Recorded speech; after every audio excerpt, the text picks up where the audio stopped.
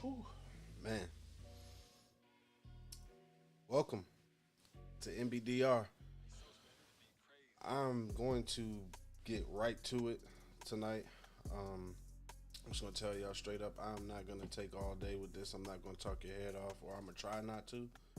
Definitely a couple things that I want to get off my chest about this game. Um, Good, the bad, the ugly. A lot more ugly and bad than good. But there was a little bit of good in there that I can touch on, but very, very, very minimal good. So I'm gonna try to keep my composure as much as possible. I'm gonna try to not be super emotional because it is, after all, just week two. But this is not. That's not how you want to look on national TV. It's not how you want to look when you are talked about as a contending team to hold that trophy up at the end of the season. Even if it is only just week two, there's a certain look and a certain um, product that you're supposed to have on the field.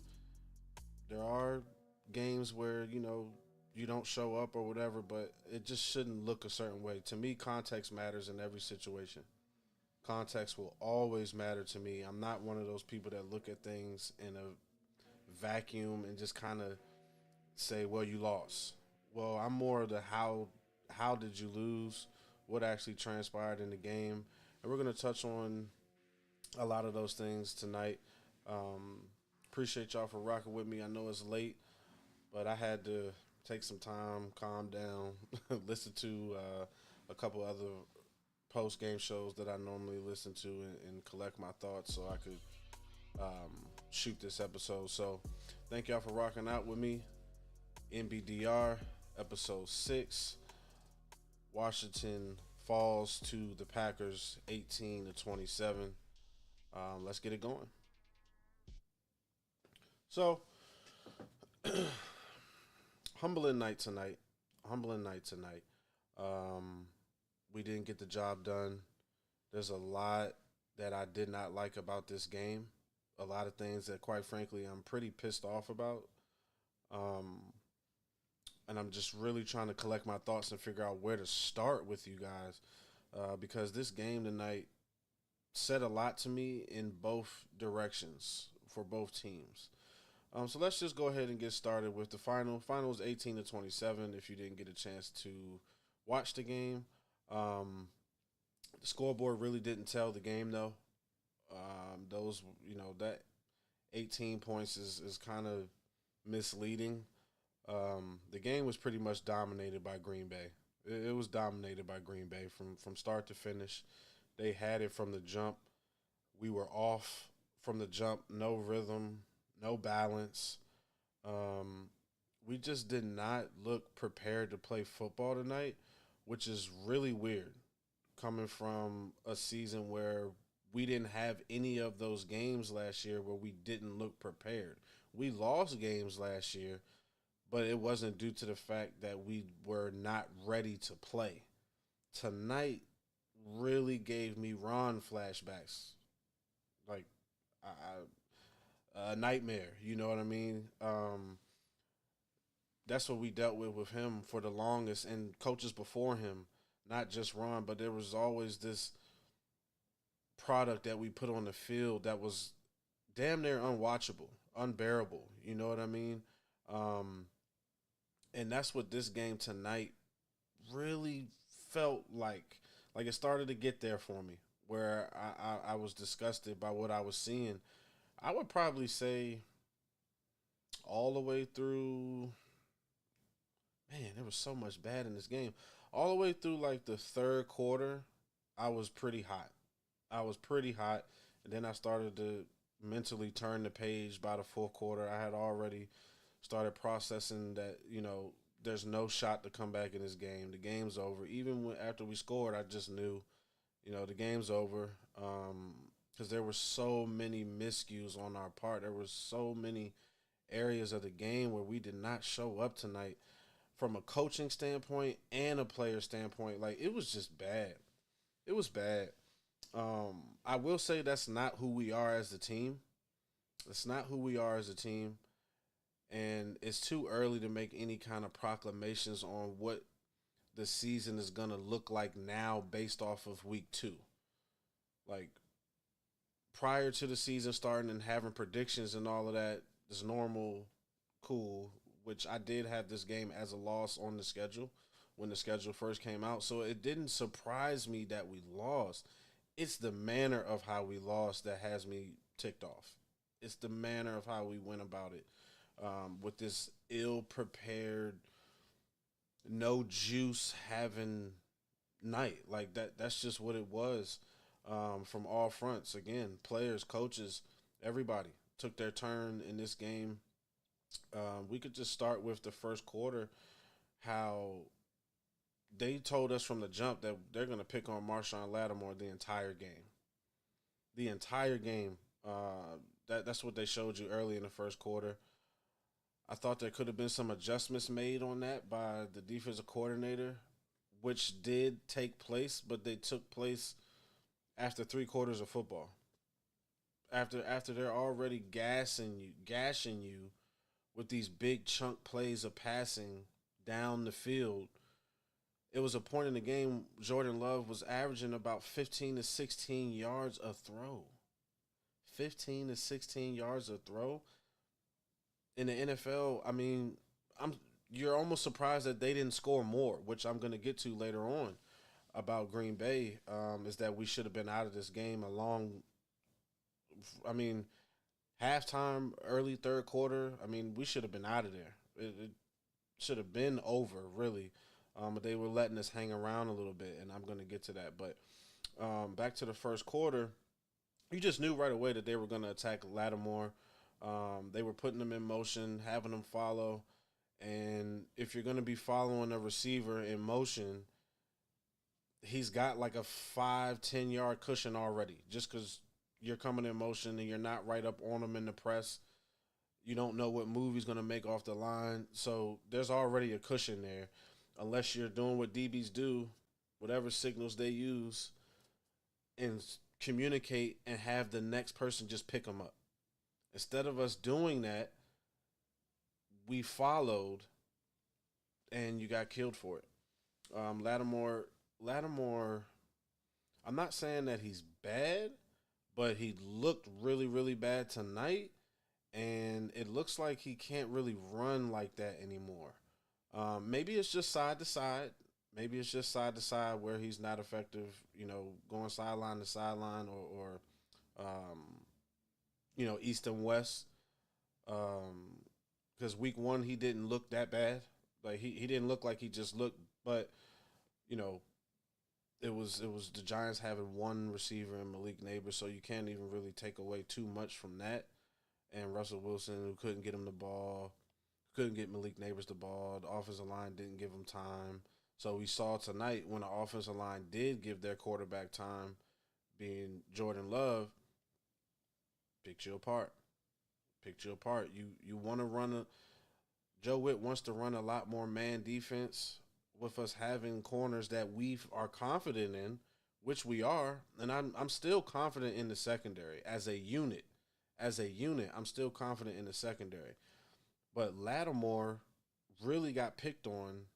So if Lattimore is going to get picked on and we're trying to run man coverage, if you're not going to switch that and have somebody else just pick him up and not have Marshawn try to follow him with motion, then you have to make an adjustment from a defensive coordinator standpoint. You can't just watch that continue to happen over and over and over again, and penalties, holding calls on him because he can't keep up.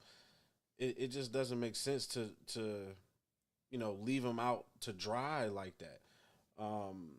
You have to do a good job of hiding your deficiencies as a coordinator. That's on both sides of the ball. Offense and defensive coordinators, their job is to hide the things that they don't do well. You can't let people expose you for what you don't do well. Every team has them.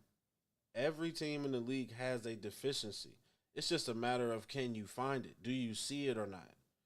What are you trying to expose? What is your game plan? Which leads me to my next point about the first quarter. we didn't have a. It just looked like we didn't have a game plan on offense. It looked like we did not have a game plan for Jaden at all, and I don't understand why. I don't understand why because it's not rocket science to figure out. Okay, the Packers have what's looked at right now as the best defense in the league. It's being talked about in that manner. Um, Now with adding Micah Parsons in there, I'm sure more people are going to feel that way about the Green Bay, and after what they just did to us and what they did to Detroit, you're going to have even more of that. And I'm not saying that that's not true. The Packers could turn out to have the best defense in the league. I just don't think you can really say who's got the best defense in the league in 2 weeks. You could say who's looked the best, but to say that a team is the best defense in the league in 2 weeks of football, I'm not really ready to do that. But I will go with they're fitting that mold right now. Like they're looking like the best defense in the league. They're playing like the best defense in the league through 2 weeks of football.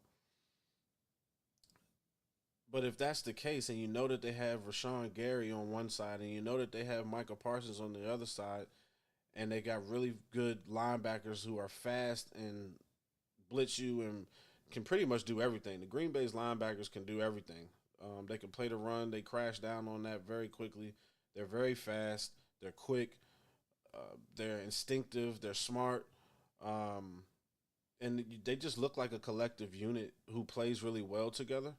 So if you know this kind of stuff, and you gave a press conference a few days ago, and when I say you, I mean Dan Quinn, you gave a press conference saying that everybody was prepared for this game. Well, actually, that we looked at it earlier. That's what he said. He said they had time to already start kind of game planning for this game with the time between the last preseason game and the start of the regular season, knowing that they had a short week in week 2, and they tried to be ahead of the game, is what he was implying. Didn't look like it. Didn't look like it at all. Did not look like it at all. Like I said, I don't know what the game plan was. It should have been to run the ball right at them. That's how you beat a team, or not even beat a team, but that's how you have success against an aggressive team like that. A young, athletic, fast, aggressive defense like that can get after you and rush the passer. You've got to beat them with physicality.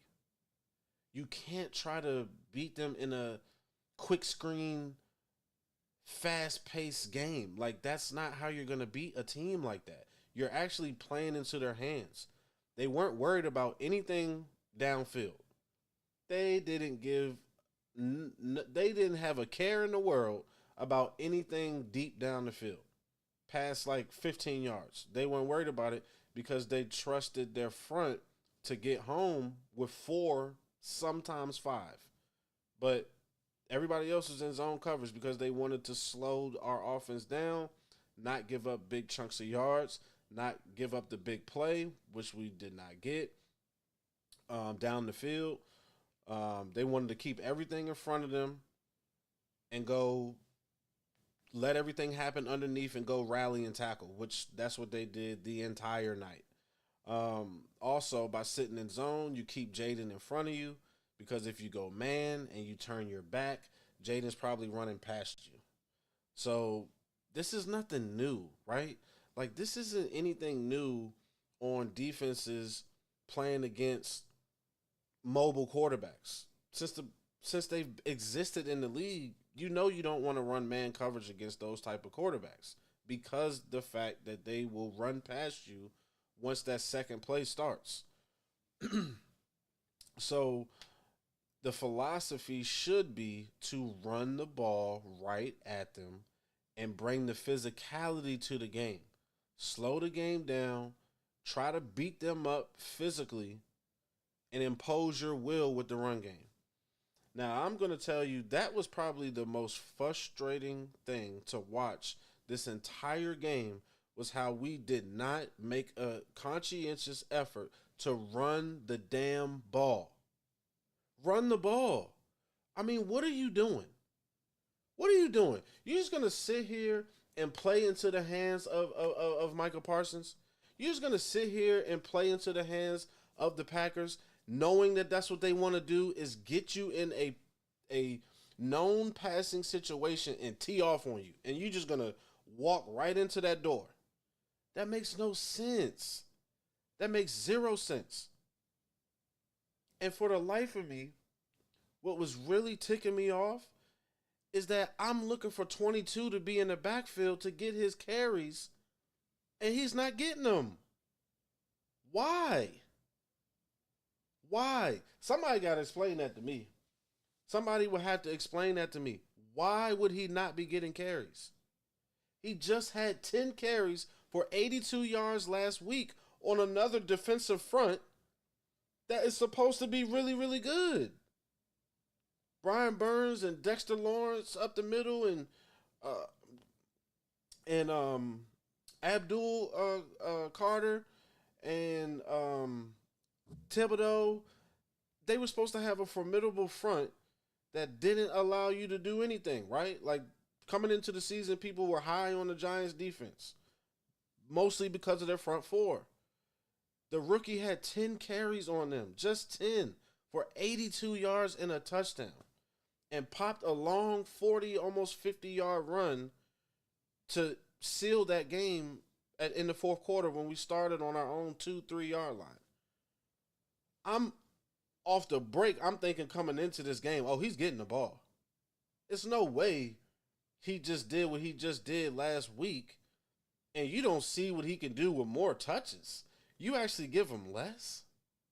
What sense does that make? Shout out to Eckler. I love Eckler for what he brings to this team. I love Eckler for what he brings to this team, and I hope he's okay. It does look like it's going to be a torn Achilles for Eckler. He's probably going to be done for the season. As much as I would love to be optimistic about that, prayers up to him in a speedy recovery. I'll say that, but I don't expect him to be back. Hopefully that's not the last time we see him in a Washington uniform. But excuse me, if you've been watching the NFL long enough, we all know how these things go. With someone with his age and that kind of injury, it's probably looking like that might be the last time we get to see Eckler in a Washington Commander uniform or any uniform in the NFL, for that matter. But we'll see. Hopefully he does come back, but I don't think he'll be back for Washington anytime soon, and I think his time here is probably going to be done after this, and that sucks.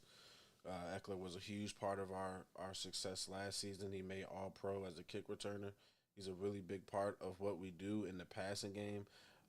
He makes these plays during the game that, sometimes they save you in games. They're just really timely plays that he makes from being a veteran. He's always been a warrior, always went hard for us. So, I respect Eckler a lot. But I say all of that to say, he should not have been getting more carries than Bill in this game.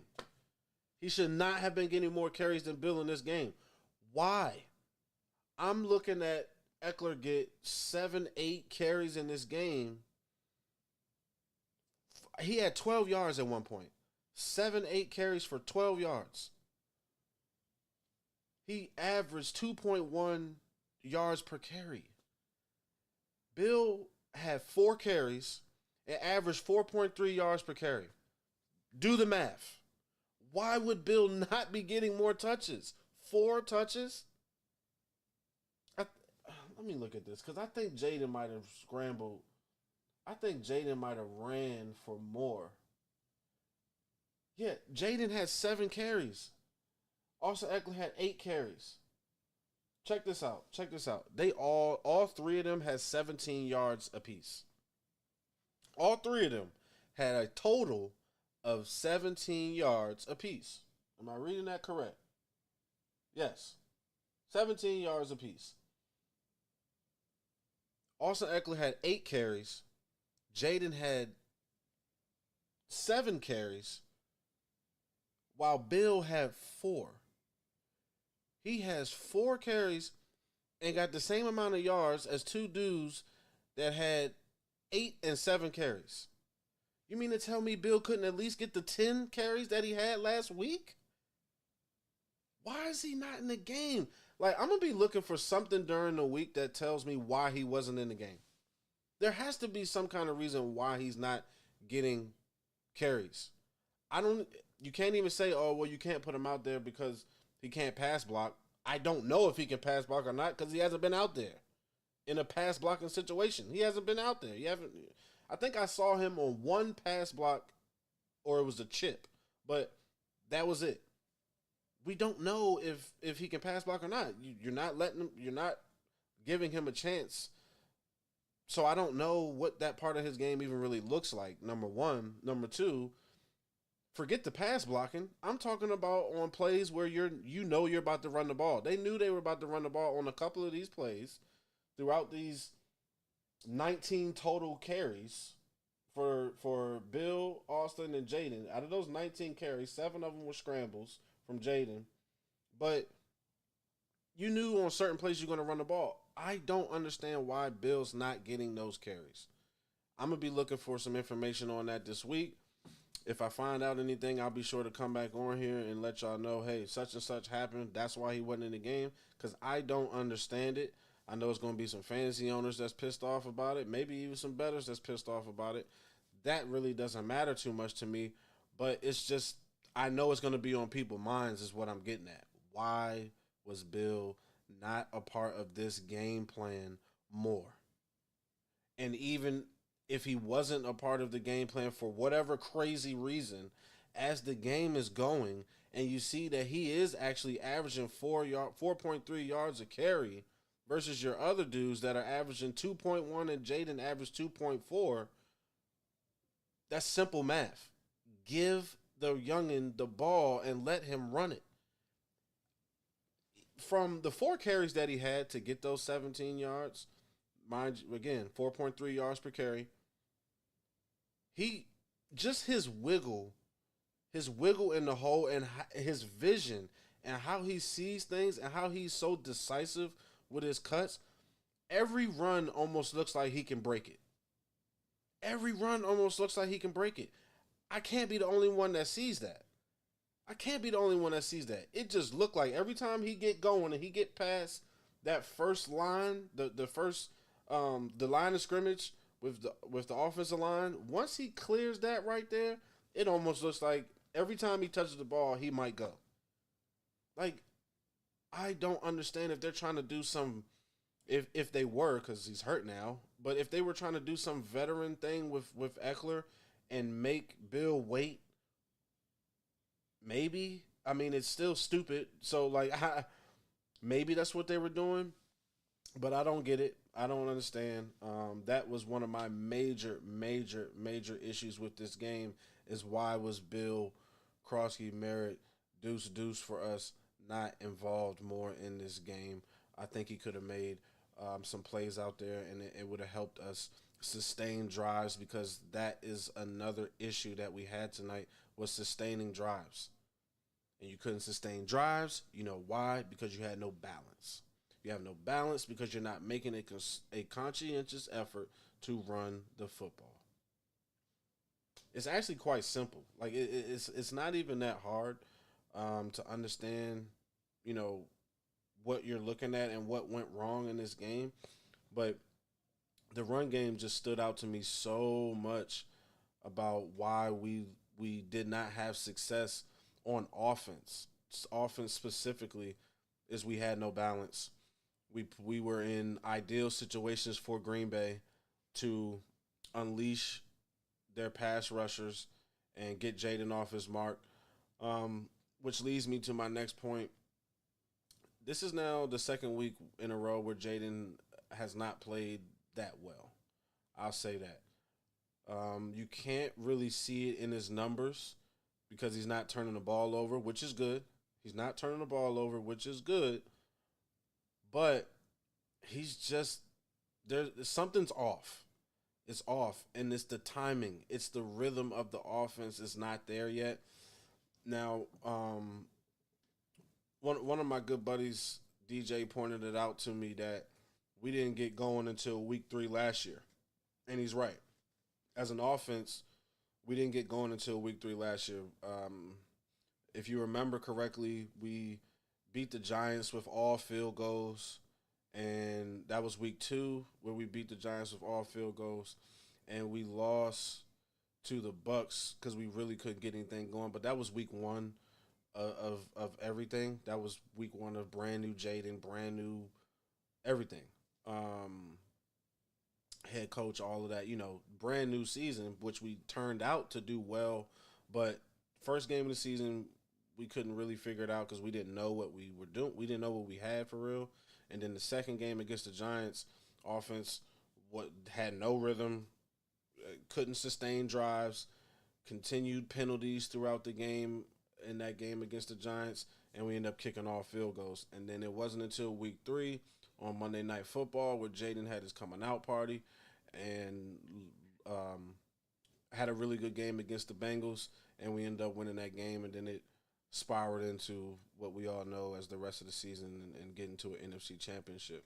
So I kind of like DJ's point with that, we didn't get going until week 3 last year, but where I lean on the other side of that is, yes, it's only week 2, and yes, we didn't get going until week 3 last year, but that was when everything was brand new. We have been together now for an entire season, playoffs, NFC championship, off season.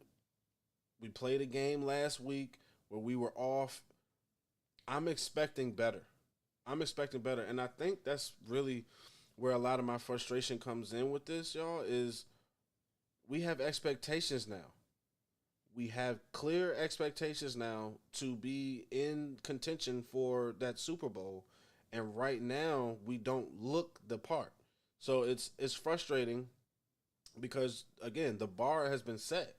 The bar has been set, and I'm not lowering the bar. I'm not changing my expectations. And again, I'm not even saying that we can't accomplish everything that we want to accomplish this year. It's week 2. I'm not about to jump off a cliff. I'm pissed off at the effort that was shown tonight. I'm pissed off at the game plan tonight, which I don't even think I don't even think they had one. Like, it really did not look like they had a game plan. It looked like they were just going to try to be quick and throw short, quick screens and underneath routes and hope that we break tackles and move the ball.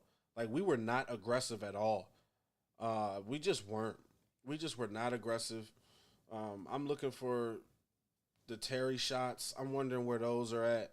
I'm wondering why I haven't seen a pass attempted to Debo a little bit further down the field, maybe 20 yards down the field. Didn't see that.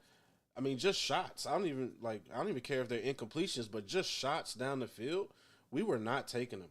And a lot of that has to do with the play calling, but a lot of it had to do with Jaden too, of, being late with things and kind of holding the ball a little too long. There were some times where I'm just like, bro, what are you doing? Throw the ball. And he's better. Like, that's the thing that it just wasn't clicking with me. It's because I know how great this kid is. I know how great Jaden is. And I'm not jumping off of that, and I'm not changing my opinion on that. It's just weird that, like, the basic stuff we're not hitting on. Timing routes and things of that nature, we're late. Not seeing the field clearly. Now, Green Bay did a great job of disguising things, but I've seen that before with people try to disguise things with Jaden, and it doesn't matter. So I think it's the level of Green Bay and their players, right? Because everybody can't do what Green Bay just did to us. There's only 2 teams that have done that, and that's been Philly and now Green Bay. No other defense in the league has done that. That was our lowest total yards in any game since Jaden has been our quarterback. You can look it up. That is our least amount of yards in any game. It's just not who we are. It's just not what we do. And I was really shocked that Jaden didn't escape the pocket a little better. Like it just looked like he was trying to hold on to the ball, wait for something to develop. Meanwhile, you also know that Parsons and Rashawn Gary and them are on their way. They're coming after you. So it just looked like his internal clock was off a little bit. Same with last week. Internal clock off a little bit. You're kind of there were some throws where you're assuming the rush is there when it hasn't really got there yet, and that's what a good pass rush does. It affects your mental. Not only do you get big plays out of it in sacks or turnovers or whatever, but it gets the quarterback mentally trying to think faster and trying to not really having the time to process when they're under duress like that. Jaden usually does well when he's under duress because he escapes the pocket, makes a throw, or uses his legs. But just sitting there holding the ball like that, I couldn't understand why that was happening. I noticed it like with 4 minutes left in the fourth quarter that he didn't want to run, but that was because I saw his ankle get rolled up on a few plays before we scored our last touchdown. He had got rolled up on, so I understood why he wasn't really looking to run there. But throughout the game, I just didn't.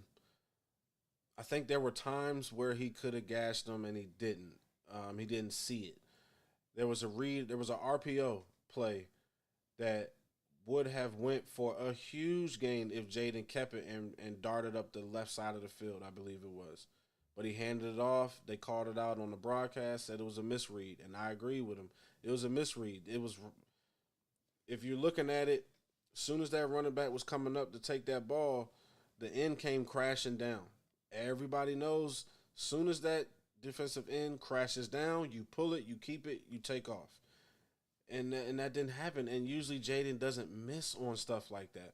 So I just think we've got a little bit of rust going on right now.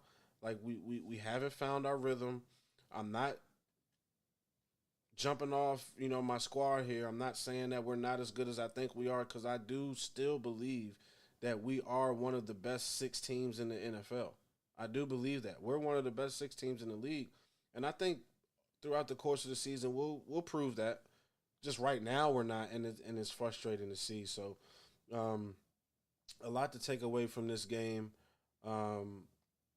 Jordan Love did his thing. Shouts out to him. I mean, they had people wide open. Wide open. It was bad. It was bad from a coverage standpoint. They had people wide open. And I just don't understand why we didn't make an adjustment earlier to take away these huge chunk plays that they were getting. He missed Golden on a Jordan Love missed Golden on a deep ball that Golden had a step on him, the corner and the safety. He had them both beat, and Jordan just missed it. That should have been another touchdown on our heads. Should have been another one. Earlier in the game when Reed caught the touchdown pass and got hurt on that play, but the holding is what saved it from being a touchdown, because it was still a touchdown through the air. Like, Green Bay really came out attacking. They came out attacking, and that's how they play, especially once you kind of bottle up the run. We didn't give up the run that much today. It took 20-plus carries for Jacobs to get 80 yards in a red zone touchdown that he took from like the 4 or 5 yard line. But we did a good job of containing the run. We did what we wanted to do in that department. But pass coverage got to be better. The communication got to be better. I don't think it was great today. I think that's one of the things that hurt the secondary is I don't think they were all on the same page and communicating properly. A lot of that might have had to do with the atmosphere, the crowd noise, being in Lambeau. But it just looked like anytime people are wide open like that, it's usually a communication error, or you have your plays like when Kraft just beat the safety. You know what I mean? We're in press man coverage. He just beat the safety. Like you do have that. Um, so that's not really an adjustment. That's just you getting beat. And let me not forget to say that throughout everything that I'm saying here is the Packers whooped our ass. Like they took it to us. They took it to us in every facet. And I'm not going to sit up here and create any kind of excuses for it. We got whooped. We got whooped. Now what I'm hoping is that we turn the page, be our own worst critic. Don't flush it. Don't flush this tape. Look at it. Be real with yourself. See where you played terrible and make the corrections and move forward and bounce back week 3 against the Raiders, um, which I do believe that we'll do. But the defense, pass coverage wise, just was not on the same accord tonight. And Jordan Love took advantage of that every chance he got. Um, it's funny how you look at the Green Bay receiving core and you just know that they have a bunch of guys, right? They have a collective group. They have a lot of okay to good receivers. Nobody's like great, but they have a lot of okay to good receivers. And so many different players caught passes tonight, just like last week when the Packers played against the Lions. I think they had 10 players, 10 different receivers that caught passes. That's the challenge that Green Bay brings you is they have so many weapons and so many players that they use. It's really really tough to take everything away. You can't really take everything away because then if you put more pass defenders out there, you're susceptible to Josh Jacobs running all over you. So you can't do that. If you try to stack the box and bring in more run defenders or bigger, stronger players, they'll just use the passing game with their wonderful tight ends and their receiving core, and they'll get after you that way. So the Packers propose a lot of problems, but the one thing you've got to be able to do is get after Jordan Love. You've got to be able to rush the passer. You've got to be able to get some sacks. And we did get a few, but they weren't game changing plays or anything like that. One of them was at the end when Jordan Reed was just goofing off. I don't know what he was doing. Jordan Love was goofing off. I don't know what he was doing, scrambling back like 10 to 15 yards and just going down. But yeah, we didn't generate enough pressure just to get him off his mark.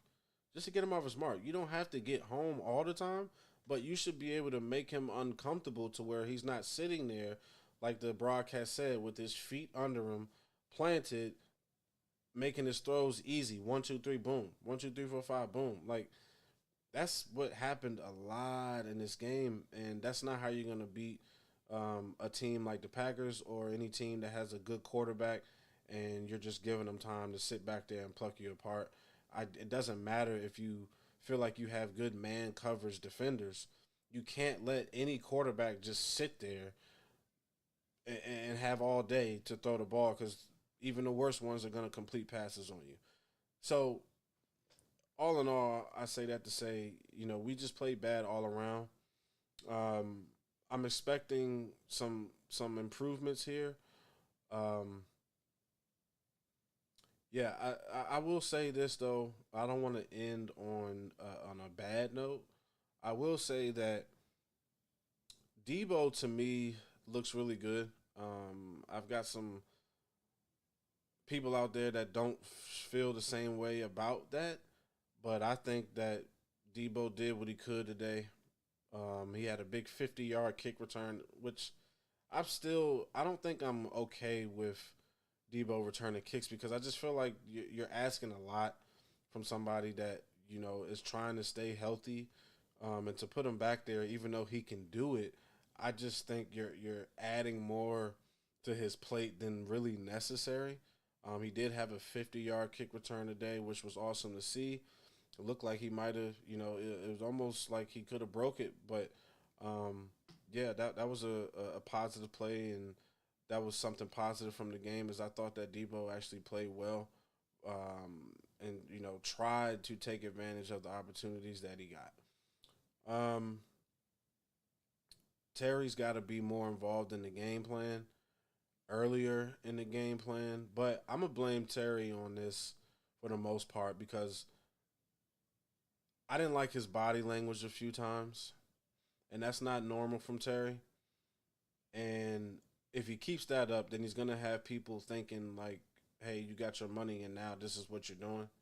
Like this is what you decided to do after you got the bag that you were chasing all summer and had your ass sitting on the sideline and not participating, not doing anything all summer because you were chasing the bag, and you come out here and in 2 games you have 14 targets, I believe, for 7 catches.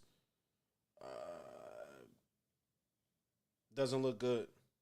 Doesn't look good, Terry. So I'm gonna give you the benefit of the doubt right now because I think it's a the entire offense is not in the rhythm. So I'm not just gonna blame you solely. I'm not just gonna blame JD. I'm not just gonna blame Cliff Kingsbury. I'm blaming all of y'all. The whole group collectively does not look good, and they've got to get it together. But Terry's got to be more involved, and I think that's on Cliff, but it's also on Terry too. Like, you know, get yourself involved. Go over to the coach. Hey, throw me that. Like, get yourself involved, brother, because I don't want this narrative to continue about how it really looks like you and Jaden are not on the same page because your tail didn't do anything all off season. Man, I'm trying not to run with that narrative, but I'm getting close. I'm getting close. And my man DJ told me, he was like, if Terry doesn't ball out after getting this bread, it's going to be a problem. And he's already not starting out so hot. So 17, I'm going to need you to get it together, brother. Get it together quickly. It's just, it took a little while last season for Terry and Jaden to get on the same page. If y'all remember, it was multiple games where Terry didn't get the ball at all, and people were like, "What's going on?" Da da da da. And then eventually, they finally started clicking, and Terry ended up having his best season here from a touchdown perspective, um, and a team success throughout his whole entire career.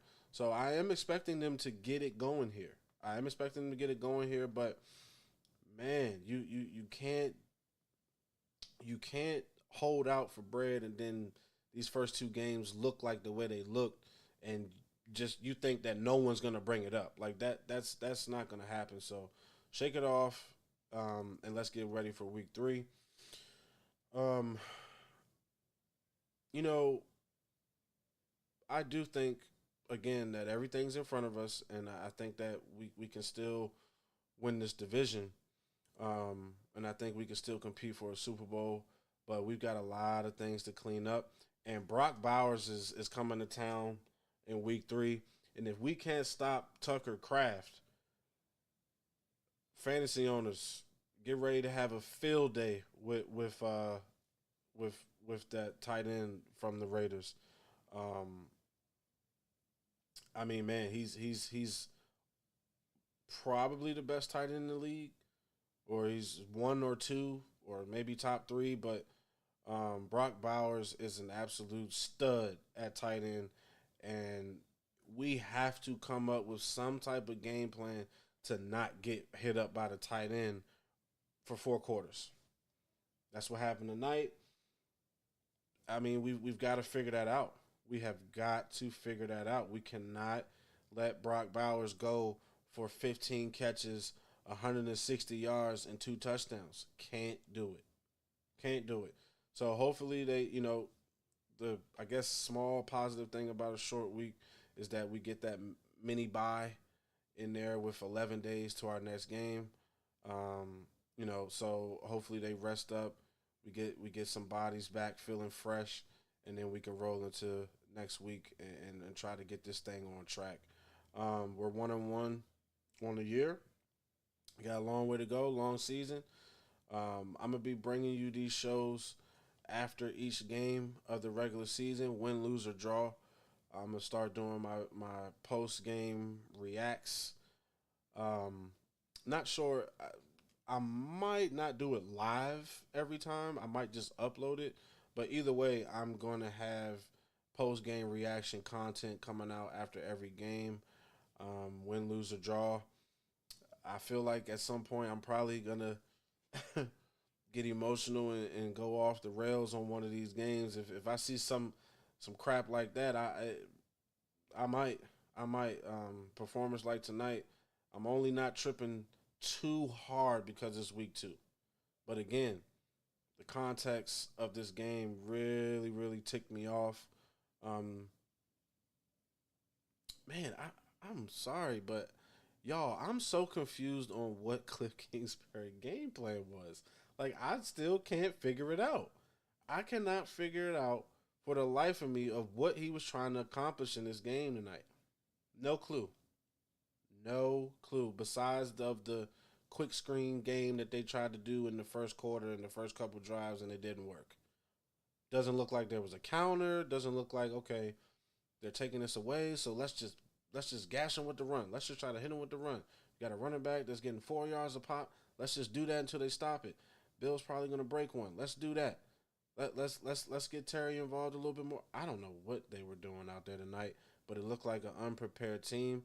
It looked like the Washington team of old prior to Dan Quinn and Jaden Daniels, and I don't like seeing product like that. I do not like seeing a product like that. So we got a lot of work to do. Let's clean it up. Okay? Let's clean it up, fellas. We got a lot of work to do, but I do believe that we will accomplish those things. We will get this cleaned up. We will bounce back, and we'll get everything going the way that it should be. So appreciate y'all for rocking out with me tonight. I'm not going to, take up any more of your time. If you haven't already, hit that follow button. Like, share, sub, get the word out for me. But thank y'all for being a part of another episode of NBDR. And I will catch y'all after week 3, after we play the Raiders. Again, I will be bringing you a post-game react video. So y'all have a good night. We out of here.